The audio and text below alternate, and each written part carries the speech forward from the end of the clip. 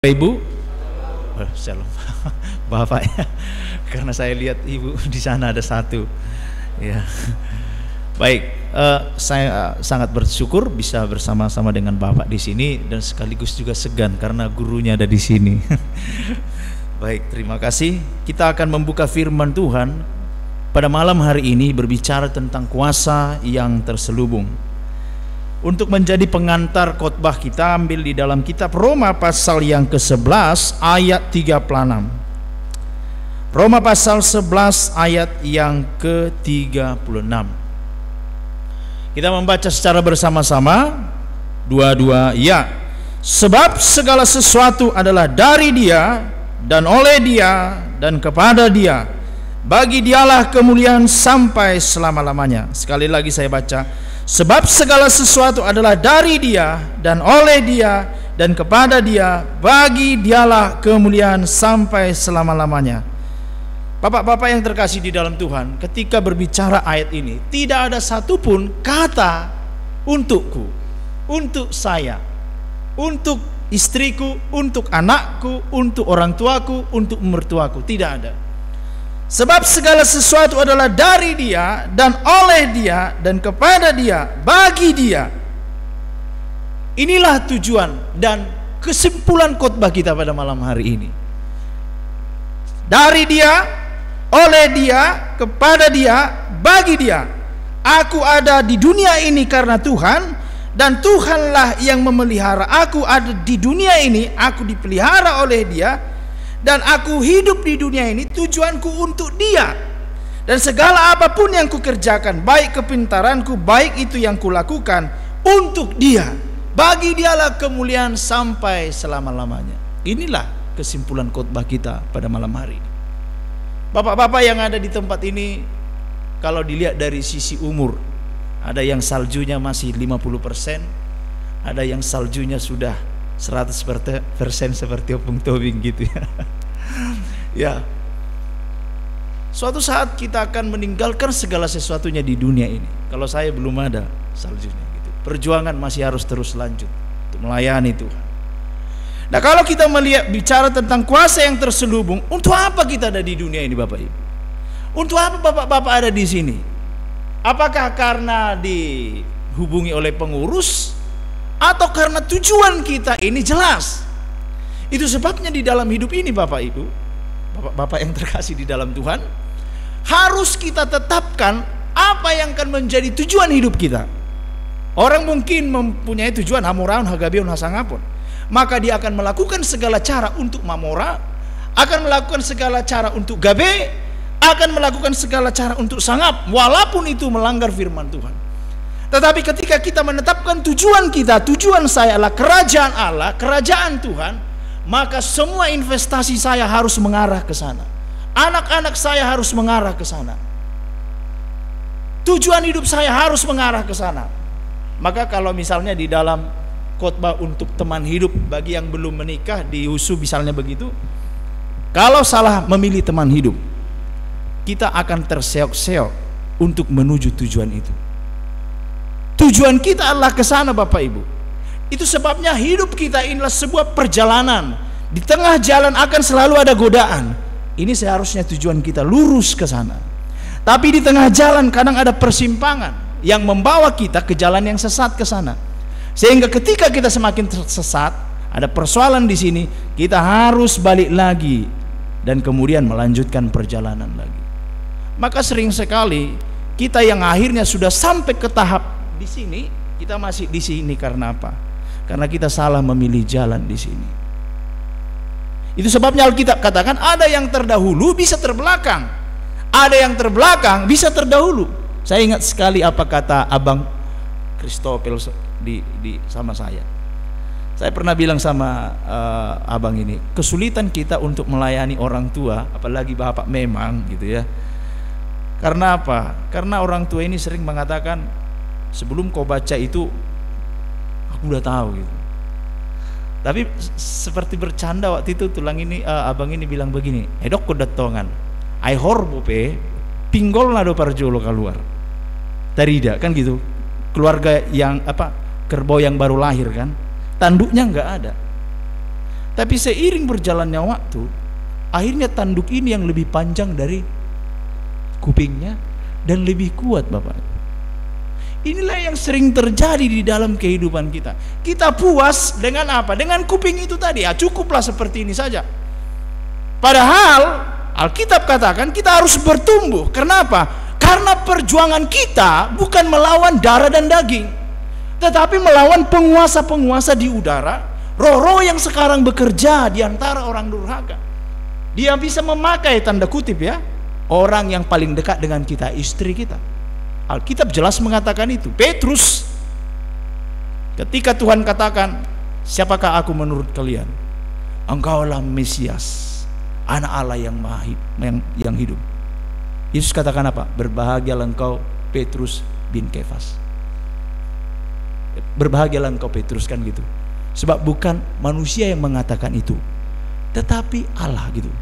Tetapi ketika Yesus mengatakan rancangan Tuhan bahwa dia harus disalibkan, disesah dan dibunuh, Petrus tarik dia. Petrus bilang apa? Jauhlah daripada itu terjadi padamu. Yesus katakan apa? Enyahlah iblis. Baru saja tadi dia dipakai oleh Allah, sekarang dia dipakai setan. Nah, ini yang sering terjadi dalam kehidupan kita, Bapak-bapak. Istri kita bisa dipakai, anak-anak kita bisa dipakai, ekonomi kita bisa dipakai, kelemahan daging kita bisa dipakai, persaingan usaha kita bisa dipakai. Apalagi yang misalnya punya usaha, kadang begitu, kadang ada orang-orang yang menggunakan kuasa-kuasa kegelapan untuk menghancurkan usaha kita dan lain sebagainya. Kuasa itu begitu terselubung. Itu sebabnya kita harus memahami bagaimana peta perjalanan orang percaya itu menuju kerajaan sorga itu. Mari kita melihat di sini, Bapak. Nah, yang pertama, Injil adalah kekuatan Allah. Injil adalah kekuatan Allah. Siapa Injil ini? Yaitu Yesus yang diperanakkan secara daging.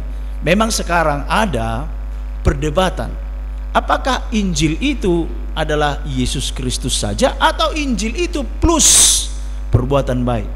Jelas ya, Injil itu adalah tentang anaknya yang menurut daging diperanakkan dari keturunan Daud.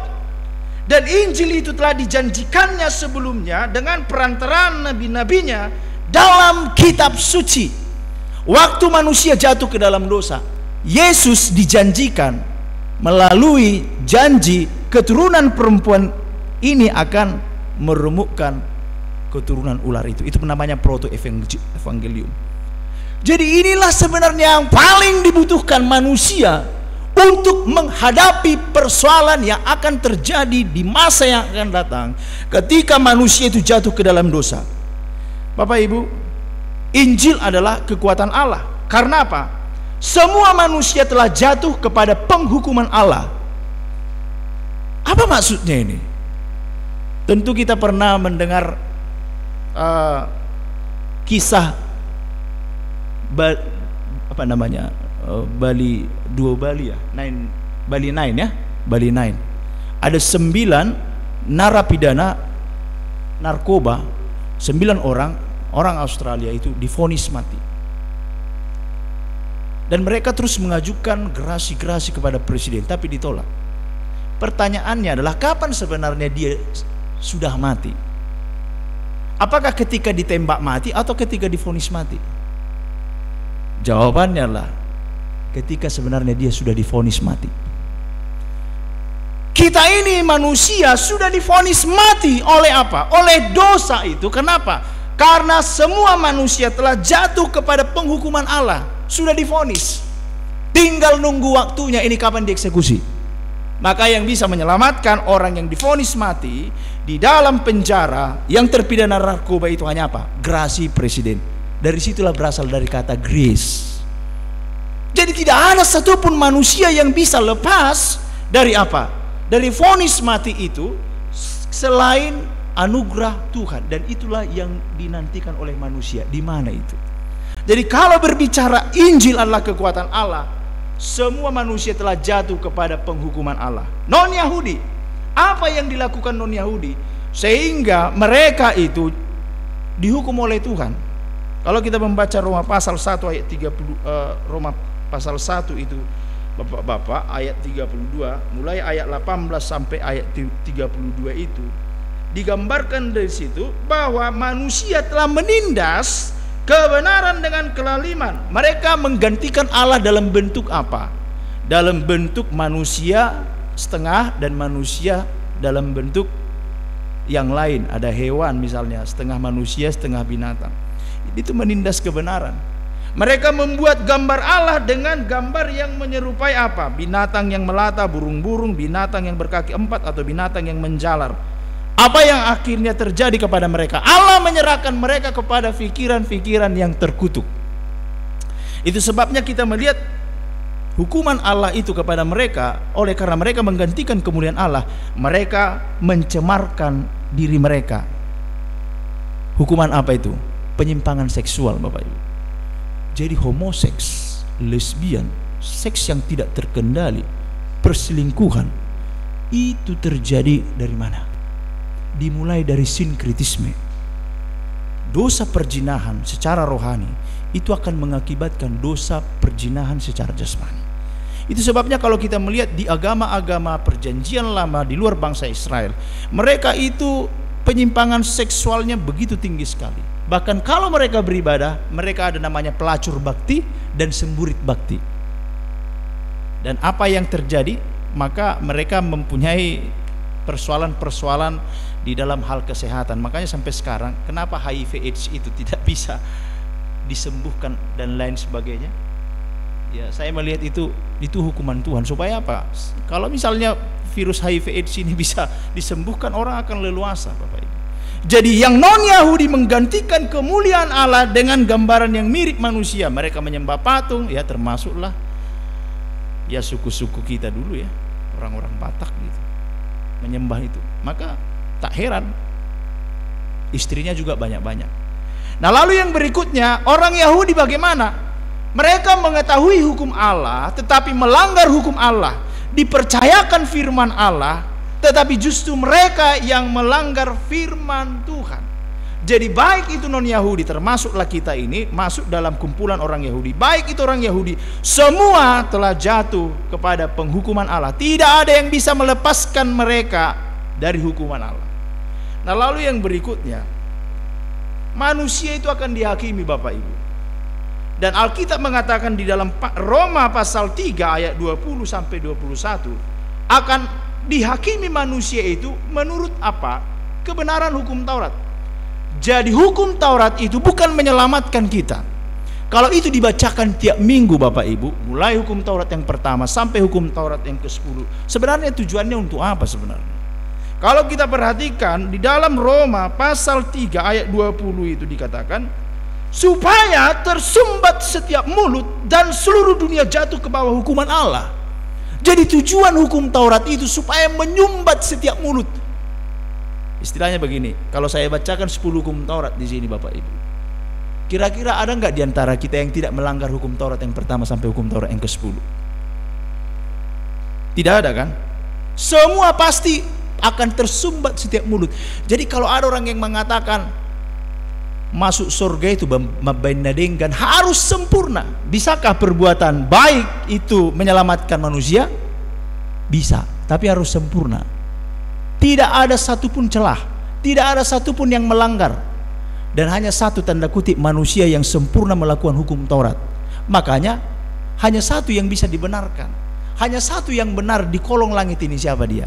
Yesus Kristus.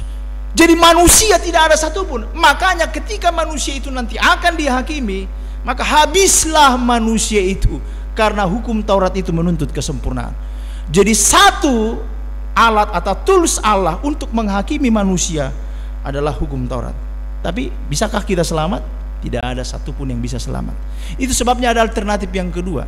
Jadi kalau yang pertama kebenaran hukum Taurat itu dipakai untuk menghakimi manusia, apakah kita benar atau tidak? Tidak ada yang bisa selamat. Tapi ada tools yang kedua, Bapak Ibu. Kebenaran karena iman, pembenaran. Jadi kadang saya kalau menguji mahasiswa itu, saya lihat ya, memang benar dia menjawab soal gitu. Akhirnya dia dapat nilai 80 gitu. Tapi ada mahasiswa ini, saya lihat, waduh ini saya harusnya dapat nilai C gitu. Tapi karena saya lihat setiap saya mengajar, dia selalu di depan, dia selalu memberikan perhatian yang baik, dia selalu kerjakan tugasnya. Yang tadinya saya harusnya nilai C, saya benarkan dia, saya naikkan dikit. Apakah karena kebaikannya? Mungkin ya. Tetapi kalau kita benar-benar tidak ada satupun yang bisa dibanggakan dari dalam hidup kita, itu sebabnya kita dibenarkan bukan karena kebaikan kita, tapi karena kebenaran Tuhan Yesus. Allah Bapa hanya melihat Yesus yang mati untuk kita, seolah-olah gambarannya seperti ini. Yesus katakan kepada Bapa, Bapa di sorga, au ma bereng, unang benasida, kira-kira begitulah ya. Aku udah mati untuk mereka, Bapa. Maka Bapak Ibu yang terkasih dalam Tuhan, hanya satu yang bisa meluputkan murkanya Tuhan, hanya anaknya yang dikasihi, yang mati berdarah-darah, yang mati untuk orang-orang yang dicintainya. Hanya Yesus yang mampu memuaskan murka Allah itu, Bapak Ibu. Itu sebabnya tidak ada satupun yang seperti Yesus mengalami penderitaan. Maka hanya sekali saja Bapa di sorga pernah meninggalkan Yesus. Kesedihan hati Yesus di dalam melakukan tugasnya di kayu salib, bukan karena dia diludahi, bukan karena dia ditombak, bukan karena dia disalibkan dengan paku, bukan itu kesedihannya Bapak Ibu. Kesedihan terbesarnya adalah apa? Bapaknya meninggalkan dia. Waktu dia berkata, Eli Eli lama sabachthani, Allahku, Allahku, mengapa engkau meninggalkanku? Karena apa? Dia harus sempurna seorang diri mengalami penderitaan. Tidak ada topangan sedikit pun untuk dia bisa kuat selain kemanusiaannya. Sampai-sampai di Taman Getsemani, Bapak Ibu, kalau kita baca Alkitab itu, saya dulu bertanya, kenapa malaikat memberikan kekuatan kepada Yesus? Inilah yang dipakai oleh kelompok tertentu mengatakan bahwa Yesus itu adalah ciptaan atau malaikat. Dia Allah enggak? Allah. Tapi kenapa dia tidak bisa menggunakan kuasa kealahannya untuk masuk kepada penderitaan itu? Dia harus sebagai manusia sempurna. Dia enggak boleh gunakan kuasanya untuk dirinya. Untuk orang lain dia pakai kuasanya, tapi untuk dia enggak pakai. Sampai harus malaikat yang memberikan kekuatan kepada Yesus. Maka kalau kita melihat di sini, hanya Yesus, hanya Injil kekuatan kita menghadapi persoalan yang paling berat. Apa persoalan yang paling berat, Bapak Ibu? Persoalan yang paling berat adalah kematian. Inilah persoalan yang dari dulu tidak bisa diselesaikan oleh siapapun dan oleh apapun dan oleh kerajaan apapun. Sampai-sampai Firaun mengawetkan mayatnya. Dia berharap kalau jasadnya masih utuh, dia akan bangkit di masa yang akan datang. Tapi apakah Firaun pernah bangkit? Pernah, di film Hollywood. Hanya di film Hollywood dia bangkit. Ini tidak bisa. Kerajaan, raja apapun ketika berhadapan dengan kematian, kuasa apapun tidak bisa menghalangi kematian itu. Jadi persoalan sebenarnya Bapak Ibu di dalam hidup kita ini adalah apa? Kematian. Tetapi itu sudah dikalahkan oleh Tuhan Yesus. Ada orang kaya. Siapa yang paling kaya di Indonesia ini? Beberapa waktu yang lalu ada pengusaha kaya mati juga. Ferdy Sambo misalnya katakan, jangankan mengalahkan kematian, mengalahkan kasusnya sekarang pun nggak bisa. Dia punya uang, dia bisa punya jabatan dan lain sebagainya. Oh, ternyata kuasa yang ada pada dia itu tidak bisa mengalahkan kuasa yang lebih tinggi dari yang ada pada saat ini untuk memasukkan dia ke dalam penjara. Nah, jadi yang pertama, kalau berbicara tentang kuasa Bapak Ibu, kita harus melihat tidak ada kuasa yang lebih besar selain Yesus ataupun Injil itu. Dalam persoalan apapun, ada seorang hamba Tuhan, bukan saya kadang bertanya juga ya, ini hamba Tuhan atau hanya pembicara sih gitu. Kami hadir di sebuah acara retreat. Lalu dari nada pembicaraan laki-laki ini, dia bilang begini, sepertinya dia mengejek kalau hanya Injil aja disampaikan gitu. Dia pernah satu peristiwa Katanya dia menginjili di satu negara. Lalu waktu itu dia bertemu dengan pelacur laki-laki di negara ini. Lalu ketika dia memberitakan Injil kepada laki-laki ini supaya dia berhenti melakukan hal yang sangat memalukan itulah ya, homo lah misalnya gitu ya. Lalu laki-laki ini bilang, apa yang aku harus lakukan? Apakah aku harus meninggalkan pekerjaanku sementara aku punya adik yang harus kuhidupi, ada keluarga yang harus kuhidupi? Pembicara ini katanya terdiam, dia nggak bisa jawab. Lalu akhirnya dia pergi. Saya dengar sendiri dia ngomong gitu. Makanya saya bertanya, apakah ini hamba Tuhan hanya pembicara saja? Dia tidak mempunyai keyakinan bahwa Injil, bahwa Yesus itu mampu mengubah kehidupannya. Dia pikir, aku harus berbuat sesuatu. Dia tidak beritakan Injil, tapi dia pergi, dia harus melakukan sesuatu. Sehingga apa? Dia sekarang banyak pelayanannya, ya tidak cukup hanya Injil. Kita harus membantu orang. Jadi ada social gospel dia.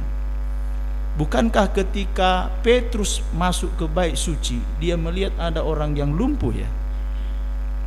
Petrus bilang apa? Emas dan perak tidak ada padaku, tapi apa yang kupunyai itu kuberikan kepadamu. Demi nama Yesus, berjalanlah. Itu. Tapi banyak orang masih ragu. Apakah cukup Yesus dalam hidupnya menghadapi setiap persoalan dalam hidup ini? Ada yang cukup damang oleh Tuhan Yesus. Kau perlu kita berhikmat, rupanya berhikmat di sini ya melakukan itu tadi, maragugo do portibion, kan gitu kan, betul. Nah, nasapartului sepertiga malaikat itu, kuasa yang terselubung itu. Nah, jadi Injil adalah kekuatan Allah kalau berbicara kuasa. Nah, lalu yang kedua, posisi manusia ketika di hadapan Tuhan saat penghakiman, Bapak Ibu. Nah, yang pertama itu akan mengandalkan kebenarannya. Dia akan menghitung-hitung, aku melakukan ini, melakukan ini, melakukan ini, melakukan ini, melakukan ini. Saya mau bertanya dulu Bapak Ibu, Bapak-bapak. Kalau misalnya ada timbangan di sini, kalau ditimbanglah perbuatan yang baik dan perbuatan yang tidak baik, kira-kira mana yang lebih banyak? Kalau dikurangi lah ya, kira-kira mana yang lebih banyak? Ini tidak baik ya. Seandainya lah kebaikan kita itu 999, kejahatan kita itu 1000. Udah hebat itu ya. 1000 dikurang 999 berarti 1 ya. Udah hebat itu Pak ya. Tapi Alkitab mencatat, satu dosa saja udah cukup melemparkan kita ke neraka.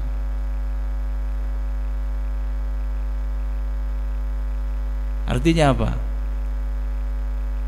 Tidak ada satupun yang bisa kita andalkan ketika nanti dihakimi. Kuasa apapun tidak akan pernah bisa melepaskan kita. Apalagi kalau kita terlibat dengan kuasa gelap. Kenapa? Sampai-sampai Alkitab katakan apa? Saya balasok kudu dosa ni bapakna rosi suduk kutuluur rosi suduk popaton. Mengerti maksudnya itu?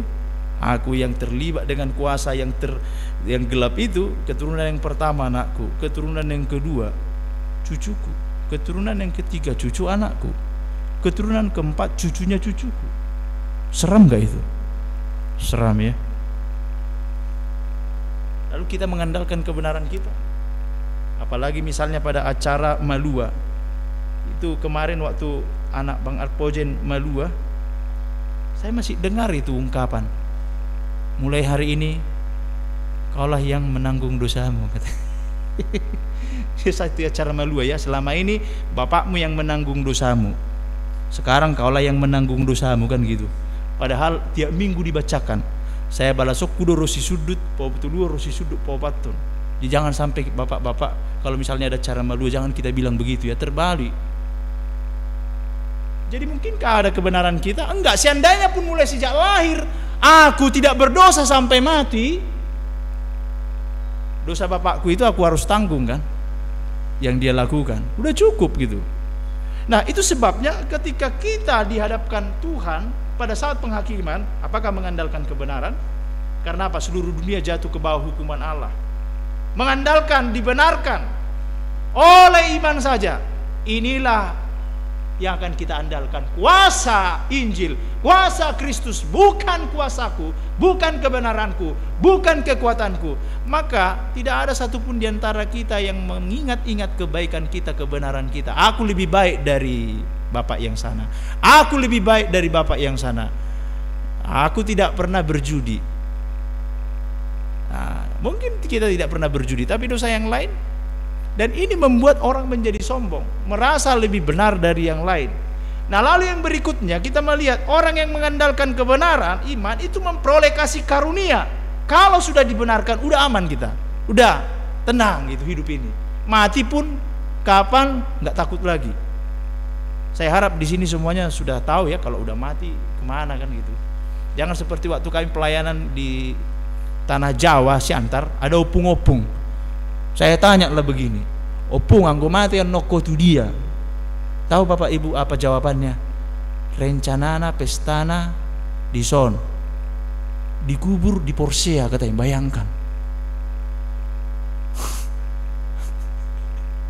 Ngeri ya? Udah lama menjadi orang Kristen, tapi itulah jawabannya. Nah, tetapi orang yang sudah dibenarkan, enak dia memperoleh kasih karunia, dibenarkan karena iman, hidup dalam damai sejahtera. Karena apa? Tidak lagi takut kepada ancaman yang akan melanda dunia ini, melanda dirinya, melanda kehidupannya. Karena apa? Ancaman yang terbesar itu sudah dikalahkan.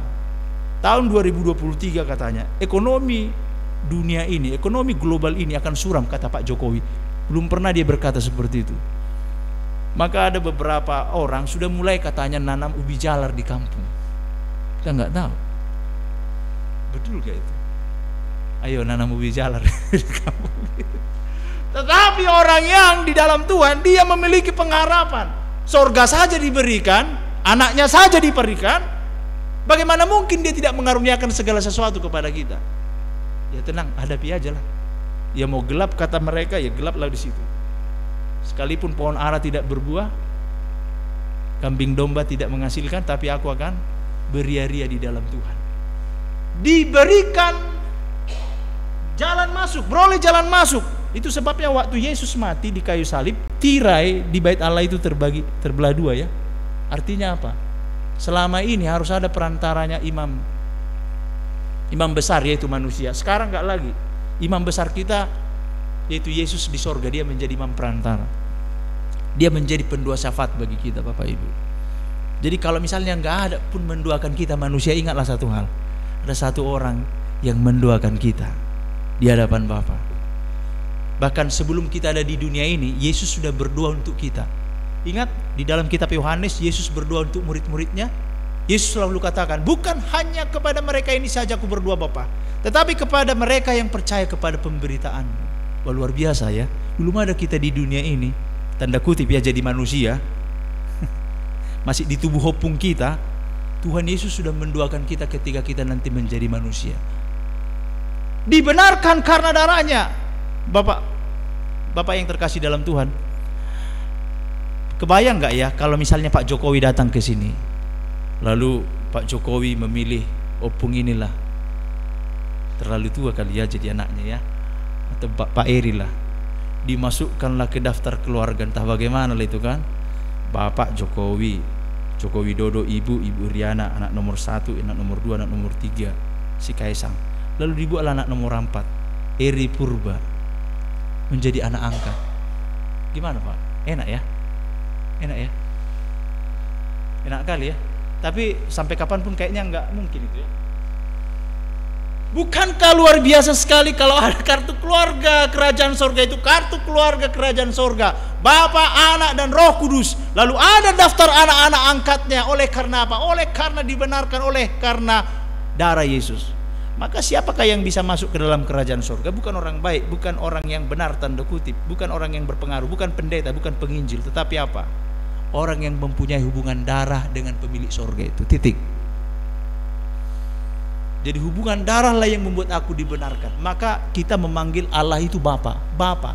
Itu sebabnya jangan ada lagi Allah yang lain di luar Bapa di sorga. Kalau masih memanggil Bapa di sorga Bapa, tapi cari pertolongan yang lain kepada kuasa yang terselubung, dipertanyakan, ini anak siapa ini? Ya kan gitu. Udah jelas ya. Satu pemberi hidup, yang satu pencabut hidup. Yesus pernah katakan, iblislah yang menjadi bapamu, katanya. Dia pembunuh manusia, dan sejak semula dialah pembunuh. Enggak pernah sedetik pun dia menjadi pribadi yang baik, Bapak. Enggak pernah. Yang ada apa? Ketipu. Seperti orang yang mancing ikan akan diberi umpan, kan ketika dapat, apa yang terjadi? Ditarik ke darat, dipecahkan kepalanya, dipotong, digoreng, dibuang, dimasak. Jadi kalau Bapak yang baik, sekalipun dia menyesah kita, memukul kita karena kebaikannya. Nah, dibenarkan karena darahnya. Lalu manusia itu berdosa karena Adam. Itu sebabnya kita perlu pembenaran, bukan kebenaran. Suatu ketika ada yang kesurupan, dibawa ke kampus kami. Nah, lalu ada tanya jawab antara saya dengan roh yang ada di dalam perempuan ini. Saya tanya sama roh itu, kenapa kau di dalam gitu? Setannya bilang begini, iya milikku.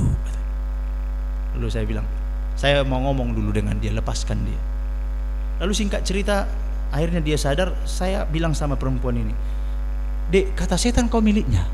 Karena nggak mungkin setan bilang kau miliknya kalau memang nggak miliknya, kan gitu. Karena kok bisa dia masuk, kan itu. Lalu akhirnya lama saya ceritakan Injil sama dia. Lalu akhirnya dia bilang begini, saya bilang begini, maukah engkau menyerahkan hidupmu untuk Tuhan, Dek? Katanya. Lalu dia bilang begini, gak sanggup aku menderita, Bang, katanya. Tiba-tiba kesurupan lagi dia. Lalu setannya bilang, milikku dia, kan, katanya. Jadi Bapak Ibu gimana? Belum siap menderita? Lalu waktu itu ketika saya baca firman Tuhan, dia nangis-nangis gitu.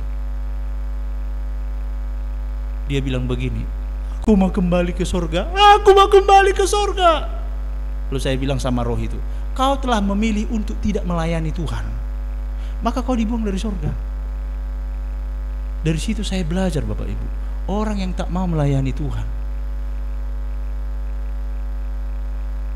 itu neraka dalam hidupnya. Sama seperti setan, gak mau dia melayani. Jadi jangan dilayani terus ya, harus melayani. Ada semangat untuk melayani Tuhan. Lalu setannya bilang begini, kenapa kalian ditebus Tuhan? Kami tidak. Saya jawab, apa? Kalian berdosa dari keinginan kalian, dari yang tak berdosa jadi berdosa. Kalau kami berdosa karena Adam. Itu kitab Roma ya, pasal 5 ya. Kita berdosa karena Adam. Jadi bapak-bapak, waktu Tuhan menciptakan Adam dan Hawa, itu bapak-bapak sudah ada di dalam tubuh si Adam. Pernah dengarkan ini? Jadi sebelum kita dalam kandungan ibu kita, kadang bercanda-bercanda ya, di mana kau sebelum dalam kandungan ibuku? Di dalam kandungan ibumu. Ada yang bilang di cabai lah. Di mana lagi? Di pepaya. Ada yang bilang di sorga. Berarti jahatlah Tuhan itu ya. Kalau misalnya kita di sorga, sebelum kita dalam kandungan ibu kita, tadinya kita nggak berdosa kan? Lalu dimasukkan Tuhanlah kita dalam rahim ibu kita, jadi berdosa kita. Berarti jahat Tuhan itu ya. Atau di pohon cabai tadinya nggak berdosa, jadi karena Tuhan masukkan, jadi berdosa. Bapak, waktu Tuhan menciptakan Adam, kita sudah ada di dalam itu. Itu sebabnya kita berdosa. Upah dosa apa? Maut. Itu sebabnya bayi yang dalam kandungan bisa mati. Kenapa dia bisa mati dalam kandungan? Masih 1 bulan, 2 bulan bisa mati kan? Jadi jangan pernah mengatakan bayi yang baru lahir itu kertas putih, tak ada dosanya, kok bisa mati? Jadi benar-benar kita tersumpat di hadapan Allah. Jadi jelas Allahnya Israel atau Allah-Allah yang palsu, dibenarkan atau kebenaran. Maka hanya kekristenan yang mengatakan dibenarkan karena Kristus. Jadi kalau engkau tidak percaya Yesus mati untukmu, kau yang harus mati untuk dosamu. Kan jelas duit ya? Jadi pilihan mana? Kita yang mati atau Yesus yang mati? Jadi sudah berdosa. Nah, lalu yang berikutnya, hidup orang-orang yang dibenarkan bagaimana? Yang pertama, menjadi hamba kebenaran. Berat ya Bapak? Berat. Apalagi misalnya pembicara, berat. Tahu banyak kebenaran, tahu banyak firman Tuhan, makin banyak yang susah dikerjakan. Menjadi hamba kebenaran. Jadi tidak hanya Pak Tobing atau hanya saya yang jadi hamba Tuhan. Kita ini kalau nggak hamba Tuhan, hamba siapa? Jadi semuanya kita ini hamba Tuhan. Jadi jangan ke hamba Tuhan ini katanya enggak. Cuman saja karunia kami dipanggil untuk mengajar, untuk memberitakan Injil. Tapi kita semua ini adalah hamba Tuhan, hamba kebenaran. Yang kedua, menjadi milik Kristus. Jadi rupanya kita ini milik Kristus. Bukan milik kita, bukan milik istri kita, bukan milik anak kita, bukan milik siapapun. Milik Kristus kita, Pak. Bukan milik siapapun. Kalau kita sudah di dalam Yesus. Lalu yang berikutnya, batin, akal, budi itu suka akan hukum Allah. Tetapi anggota tubuh berjuang melawan akal budi. Ini kan terjadi sama kita kan. Selalu berjuang kita tiap hari. Aduh, salahnya tadi. Taunya aku itu salah. Pelacur kalau ditanya, kenapa kau melacurkan diri? Apakah kau tidak tahu itu dosa? Pelacur akan menjawab apa? Taunya aku salah. Tapi bagaimanalah? Kenapa? Karena kekuatan daging, kuasa dosa itu begitu kuat sekali. Gak ada yang bisa melawan itu kecuali ini. Kalau tidak diberikan Roh Kudus, gak akan bisa. Diberikan Roh Kudus sehingga menjadi anak-anak Allah. Roma 8 ayat 15. Bisa nggak kita di sini bisa mengangkat beras yang beratnya 1 ton? Nggak ada ya? Nggak ada satupun bisa kita mengangkat beras yang beratnya 1 ton. Tapi bisa nggak kita pindahkan beras itu, Bapak Ibu? Bisa. Kalau kita dikasih kunci traktor, dia kan? Itu di Belawan itu begitu. Saya gambarkan Roh Kudus itu seperti itu. Cuman kenapa nggak berfungsi di dalam hidup kita? Karena kita merasa, Bapak Ibu, kita merasa kita ini manusia biasa. Pahamilah bahwa kita ini bukan manusia biasa loh. Alkitab katakan manusia ilahi. Benih ilahi ada di dalam diri kita. Roh Kudus tidak hanya hinggap tapi dimateraikan. Pertanyaannya, Roh Kudus itu hanya berdiam begini? Tidak bisa. Sudah dipancing oleh firman Tuhan, sudah dipancing oleh hamba Tuhan dari depan ini. Tetap Roh Kudus itu dia mau bergerak, tapi kita nggak mau. Kita dikunci oleh kebiasaan kita yang lama. Nah, lalu yang berikutnya, bersyukur dijadikan umat Allah. Nah, lalu yang terakhir, bagaimana respon kita? Nah, yang pertama tadi, tujuan hidup kita adalah Tuhan. Banyak kuasa-kuasa di dunia ini yang terselubung. Banyak juga pembenaran-pembenaran kita, merasa benar dengan orang lain, merasa benar dari sesama, dan menganggap orang lain lebih di bawah standar kita. Tetapi hari ini tujuan hidup kita adalah Tuhan. Aku hidup untuk Tuhan. Mungkin saja kita bisa berkonflik dengan istri kita. Karena apa? Enggak sesuai pandangannya dengan kebenaran firman Tuhan. Bapak, kenapa waktu Adam dan Hawa di Taman Eden, kan itu kan Hawa yang makan kan buah pengetahuan yang baik dan yang jahat itu kan? Kan dia yang makan kan? Kok belum terbuka mata si Hawa? Kan udah dimakan tuh. Tapi ketika diberikannya kepada Adam dan Adam nurut, baru mata mereka terbuka. Artinya apa? Tuhan masih kasih kesempatan kepada Adam. Lebih mencintai Tuhan atau lebih mencintai istrinya? Seharusnya Adam bilang apa sama si Hawa? Hawa, aku memang cinta samamu, tapi aku lebih cinta kepada Tuhan. Turunkan itu. Tapi Adam lebih mencintai Hawa daripada Tuhan. Mungkin saja Hawa bilang, kalau enggak kau makan di luar itu, kalau enggak kau makan ini sama monyet itulah kau kawin, kan gitu. Tetapi kita melihat di sini bahwa tujuan hidup kita adalah Tuhan. Bisa enggak konflik dalam rumah tangga? Bisa enggak kita marah sama istri kita? Bisa. Tidak selamanya kesepakatan itu, sehati sepikir itu membawa keselamatan. Lihat Ananias dan Safira, sehati sepikir kan, dijual tanah. Istrinya bilang segini nanti bilangnya, padahal nggak segitu kan. Datang si Ananias, segini ya penjualan tanah itu, ya udah sepakat kan. Dok menunason kan gitu kan. Segitu memang kau jual, kata si Petrus. Iya, cabut nyawanya. Belum lama datang istrinya, abah, Nabi hadu suami kon, kan gitu kan. Ditanya lagi, memang segininya kau jual? Iya, terus mati. Hati-hati bapak, hati-hati bapak. Kesepakatan di dalam kejahatan bersama istri bisa membawa malapetaka. Nah, itu sebabnya tujuan hidup kita lah Tuhan, ya. Ya. Lalu yang kedua, persembahkanlah tubuhmu sebagai persembahan yang hidup, yang kudus, yang berkenan kepada Allah. Itu adalah ibadahmu yang sejati. Persembahkan, sembah berasal dari kata sembah. Jadi kalau tubuh sudah dipersembahkan, apalagi dompet ya kan, udah gampang itu. Jadi kalau ada yang mengatakan yang penting hatinya, ya enggak uangnya, bohong itu, bohong. Nah lalu yang terakhir, perubahan pola pikir. Ini sangat terkenal sekali itu. Berubahlah sesuai pembaruan budimu supaya kamu dapat membedakan mana kehendak Allah, mana yang baik, yang sempurna. Kata berubah di sini adalah metamorfosa. Pernah melihat ulat? Pernah ya? Waktu kita lihat ulat yang pertama, jijik. Nah, itu dia. Yang kedua, kalau kita pegang gatal. Yang ketiga, merusak tanaman. Tak ada sesuatu pun kalau kita lihat dari sosok ulat ini adalah sesuatu yang bisa membuat kita senang. Tapi ketika dia bermetamorfosa, dia menjadi kepompong, harus mati tanda kutip ya. Mati dulu dia. Tapi akhirnya dia keluar dan muncullah yang namanya seekor kupu-kupu. Waktu anak-anak melihat, mama, tangkap, tangkap. Yang tadinya, mama, matikan, matikan. Yang kedua, waktu dipegang lembut sekali seperti bedak ya. Kira-kira gimana Pak? Masih takut anak kita dekat sama kita?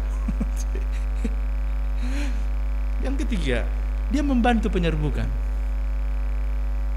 Lalu yang keempat, corak yang ada di dalam tubuhnya itu sangat cantik sekali. Nah itu sebabnya di dalam kehidupan kita kalau misalnya ditanya, kapan yang kau mengenal Tuhan? Apalah yang terjadi kepadamu dah setelah engkau mengenal Tuhan? Ya, aku udah dibaptis. Cukupkah hanya dibaptis? Sudah terdi dia? Bukan itu. Dulu aku seperti ini. Setelah kenal Tuhan, begini aku. Dulu aku begini. Setelah kenal Tuhan, begini. Itulah yang dikehendaki Tuhan di dalam kehidupan kita. Dan untuk terjadi perubahan itu, Bapak Ibu, Alkitab Petrus katakan, Tuhan telah mengaruniakan segala sesuatu kepada kita supaya kita mengambil yang namanya kodrat ilahi. Dimungkinkankah kita mempunyai kodrat ilahi? Dimungkinkan. Persoalannya bagaimana kita mati hari lepas hari, tetapi Yesus yang hidup di dalamku makin lama. Gak gampang Bapak Ibu. Maka ketika orang melihat kita, mereka tidak melihat malaikat, tapi mereka melihat Tuhan. Susah ya.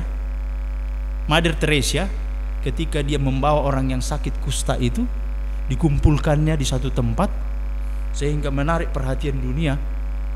Dia bersihkan itu kusta-kusta itu, lalu dia naikkan ke atas tempat tidur, lalu dia membersihkan orang yang sakit kusta ini. Sakit kusta ini bilang begini, aku melihat Tuhan. Apakah Mother Teresa Tuhan? Tidak. Tetapi dia melihat kasihnya Tuhan. Itu sebabnya biarlah kuasa Tuhan itu yang terjadi dalam kehidupan kita. Amin Bapak-bapak. Kita berdoa. Bapa di sorga, kami bersyukur buat kebaikan-Mu.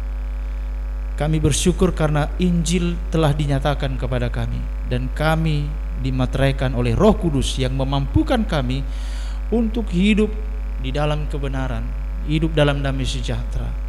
Sehingga dengan kuasa itu kami dapat melawan kuasa-kuasa yang terselubung yang ada di dalam diri kami, baik itu oleh karena sifat kedagingan kami, kesombongan kami, keegoan kami.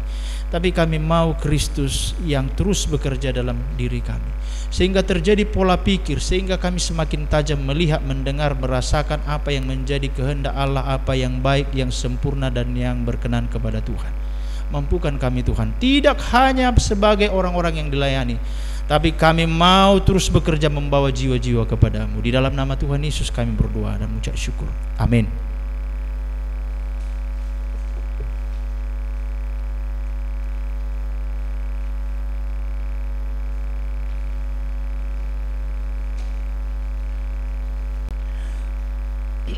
Kita bersyukur buat firman Tuhan yang mengubahkan kita, bahkan mengingatkan kita kembali akan komitmen kita akan kasih yang mula-mula yang kita rasakan mungkin sudah mulai redup, dan sekarang diingatkan kembali akan tujuan hidup kita.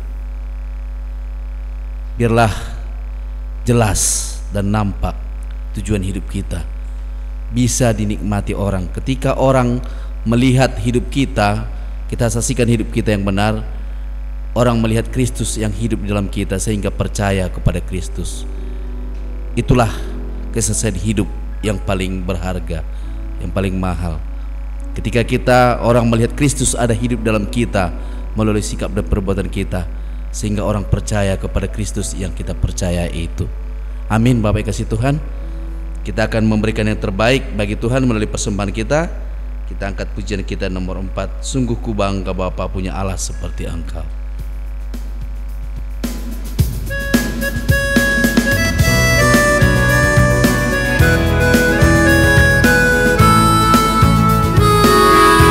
Sungguh ku bangga Bapa punya Allah seperti Engkau. Sungguh ku bangga Yesus atas segala ingin aku hidup lepas dari kasih-Mu. Kasih-Mu menyelamatkan dan beriku pengharapan. Kini ku persembahkan apa yang aku miliki.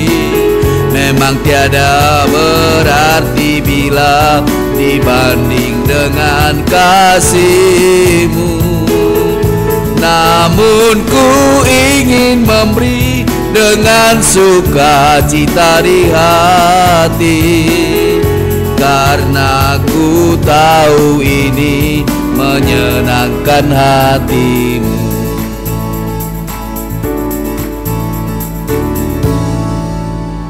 Pengumuman buat kita lihat laporan keuangan kita, saldo per tanggal 11 Oktober 2022. Kita lihat jumlahnya tertera di buletin kita. Ibadah kita 2 minggu mendatang, tanggal 25 Oktober hari Selasa, dengan tema keluarga ciptaan Allah, dengan pembicara Pak Insinyur Ramlan Nababan MA MTH. Mari kita doakan ini, bahkan kita sampaikan pada orang, karena banyak orang masih hidup di dalam kematian. Kita rindu mereka juga memperoleh kehidupan itu. Sungguh kita mungkin kasihan melihat mereka. Apakah kita biarkan mereka akan binasa? Itu tugas kita. Tadi Gerhard bilang kita hamba, semua hamba, masing-masing berbagai-bagai karunia kita. Jadi mari kita jangan tinggal diam, mari kita nyatakan kepada orang lain, dan kita ajak mereka untuk beribadah bersama, belajar firman Tuhan di tempat ini. Kita juga tetap berdoa untuk persekutuan kaum bapak dan juga pertambahan jiwa, kesehatan, dan juga bangsa dan negara, dan juga YPDP ini sebagai Tuhan sebagai alatnya untuk menyatakan kemuliaan Tuhan atau kerajaan Tuhan. Itu menjadi doa kita, dan memang yang harus kerinduan kita. Kalau sudah ditaruhkan itu menjadi kerinduan kita di hati kita, pasti kita kerjakan dengan doa dan berserah pada Tuhan. Tuhan pasti, jika ada kerinduan dari hati kita, pasti diberikan kemana kita harus menyatakannya. Mungkin banyak di teman kita satu gereja, satu pertamyangan kita, satu STM, sekarang udah mulai aktif semua, aktif per tahun. Nah, ada lagi satu gereja, satu kur, satu punguan marga dari istri, marga dari apa, banyak lah, sampai pada IB bere semua kita ikuti. Itu aja mungkin udah sampai 6. Sudah pernahkah kita nyatakan bahwa ada di tempat ini kita belajar firman Tuhan? Itu akan menjadi perenungan kita masing-masing, supaya kita sama-sama bertumbuh di tempat ini. Demikianlah pengumuman buat kita pada hari ini. Kita akan menutup ibadah kita. Mari kita nyatakan hidup kita mau kita persembahkan untuk Tuhan.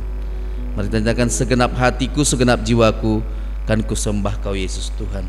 Kita tak akan pernah berubah dalam hidup kita karena kita sudah ditebus, karena kita sudah diperlayakkan dan dibenarkan. Mari kita bangkit berdiri, kita angkatkan pujian ini, kita nyatakan, hidupku sekarang ku persembahkan di hadapan-Mu Tuhan. Dan setelah lagu nanti kami undang hamba Tuhan untuk menutup ibadah kita.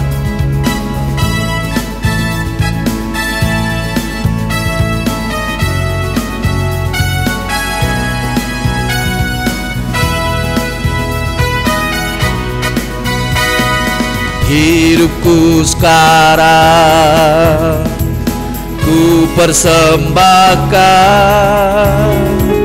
di hadapan-Mu, oh Yesus Tuhan.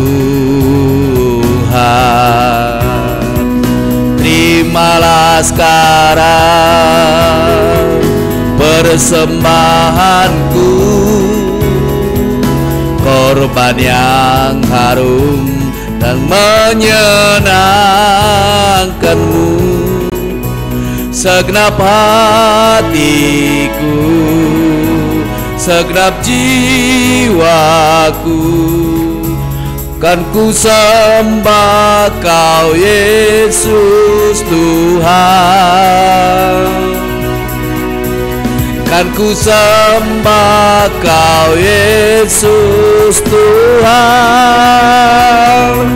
Tak berubah selamanya cinta kasihku padamu. Ku mau hidup selamanya senangkan hatimu. Tak berubah selamanya cinta kasihku padamu. Ku mau hidup selamanya, ku senangkan hatimu.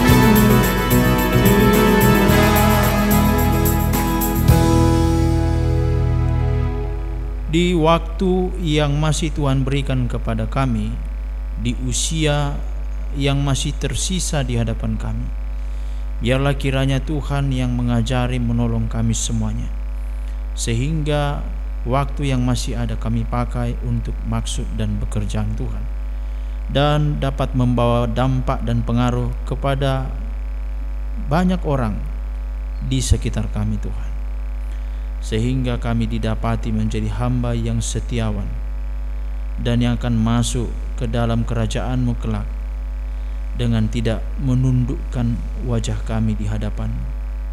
Itu sebabnya kiranya Tuhanlah yang menolong kami semuanya. Tuhan yang memberkati pelayanan ini, Tuhan yang memberkati kualitas iman, Tuhan yang memberkati pertumbuhan iman Tuhan, sehingga meskipun di usia yang tua tidak ada alasan bagi kami untuk mengikut Tuhan. Kami ingat bagaimana Abraham berpengalaman memulai hidup bersama Tuhan, melakukan perjalanan bersama Tuhan di umur 75 tahun. Kami melihat bagaimana Musa dipakai Tuhan umur 80 tahun melakukan perkara-perkara yang ajaib. Jadi tidak ada alasan bagi kami karena kami sudah tua, tetapi kami mau datang kepada Tuhan. Ini kami Tuhan, pakailah kami, menyatakan kuasa-Mu, menyatakan kemuliaan-Mu, menyatakan pekerjaan-Mu di sekitar kami Tuhan, sehingga kami membuat sejarah di dalam kehidupan kami dalam kerajaan-Mu. Kami menyerahkan hamba-hamba-Mu yang sudah melayani, secara khusus orang tua kami di sini, Pak Tobing, di masa tuanya Tuhanlah yang terus memakai, dan juga bapak-bapak yang hadir, pemain musik juga, berkatilah Tuhan untuk menjadi alat kemuliaan-Mu. Kami kembalikan segala pujian, hormat dan kuasa, dan kepulangan kami, lindungi kami dari yang jahat, perjalanan kami jauhkan dari kecelakaan dan mencelakakan, berkati yang searah dan berlawan arah dengan kami. Dan kami akhiri ibadah ini dengan doa yang Kau ajarkan kepada kami. Kita berdoa. Bapa kami yang di sorga, dikuduskanlah nama-Mu, datanglah kerajaan-Mu, jadilah kehendak-Mu di bumi seperti di sorga. Berilah kami pada hari ini makanan kami yang secukupnya, dan ampunilah kami akan kesalahan kami, seperti kami juga mengampuni orang yang bersalah kepada kami. Dan janganlah membawa kami ke dalam pencobaan, tetapi lepaskanlah kami daripada yang jahat. Karena Engkaulah yang punya kerajaan dan kuasa dan kemuliaan sampai selama-lamanya. Amin. Anugerah Allah Bapa, pengorbanan Yesus Kristus, dan bimbingan Roh Kudus, itulah yang akan menyertai setiap orang-orang yang sudah menerima Yesus sebagai Tuhan dan Juru Selamatnya. Amin. Bapa, terima kasih. Bapa, terima kasih.